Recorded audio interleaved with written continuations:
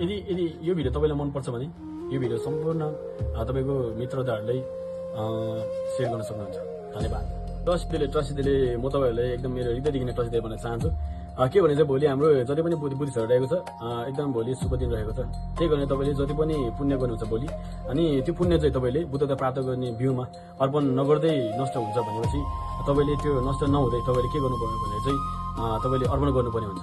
त्यही कारणले चाहिँ तपाईँको यदि तपाईँले अर्पण गरेन भने चाहिँ तपाईँको एउटा रिसले पनि त्यो जति पनि तपाईँले पुण्य कार्य कमाउनु भएको छ त्यो चाहिँ एकदम नष्ट हुन्छ। त्यही कारण म के भन्न चाहन्छु भने जस्तै शान्तिदेवले पनि यस्तो भन्नुभएको छ कि के बताउँदो सबै अनि जिन्दा देशी देला सो अनि लेजे खाइ देखुँ क्या खुन्डो चिकी झुम बचेस। यसको अर्थ चाहिँ के भने चाहिँ तपाईँले कल्पदेखि जति पनि पुण्यहरू गर्दै आउनुभएको छ त्यो चाहिँ होइन तपाईँले युगदेखि तपाईँले पुण्य सञ्चय गर्नुभएको छ त्यो चाहिँ तपाईँको एउटा रिसले पनि एकदम नष्ट हुने एकदम चाहन्छ होइन, नष्ट पनि हुन्छ।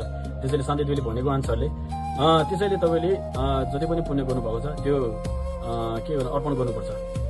त्यसै गरी तपाईँले युगदेखि सञ्चय गरेको जुन अनि तपाईँको पुण्यहरू छ त्यो पुण्य कार्यहरू चाहिँ तपाईँले बुद्धता प्राप्त गर्ने भ्यूमा अर्पण गरिन भने चाहिँ तपाईँको अघि मैले भने चाहिँ तपाईँको एउटा रिसले पनि त्यो नष्ट हुने चाहन्छ।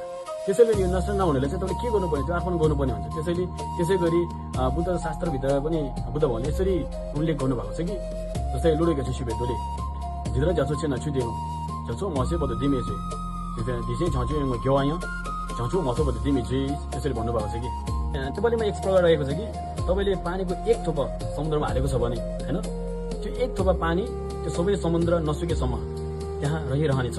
त्यसै गरी तपाईँले सञ्चय गरेको सबै पुण्य संवेदनशील प्राणीको निम्ति बुद्धता प्राप्त गर्ने बिउमा अर्पण गरेको पुण्य बुद्धता प्राप्त नभएसम्म यो समाप्त हुँदैन भन्नुभएको छ कि त्यसैले हामीले सञ्चय गरेको पुण्य बुद्धि ज्ञान प्राप्त गर्नका निम्ति अर्पण गर्नुपर्नेछ। त्यसै गरी म यो बुद्ध जयन्तीको दिनमा तपाईँहरू सबैलाई शुभकामना दिन चाहन्छु।